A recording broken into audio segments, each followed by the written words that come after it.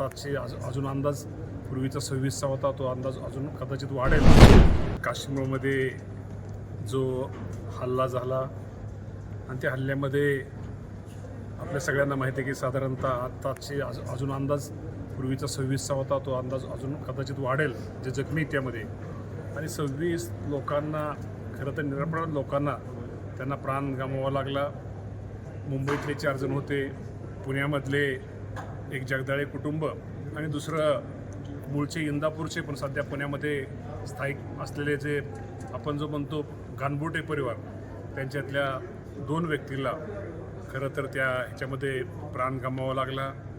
खरं तर या घटनेचा जेवढा निषेध किंवा एक मनामध्ये एक चीड येते की निश्चित प्रकारे असे जे काय या देशामध्ये दहशतवादी असतील, या दहशतवाद्यांचा कुठंतरी त्यांचा शोध घेऊन त्यांचा कायमचा बिमोड करावा.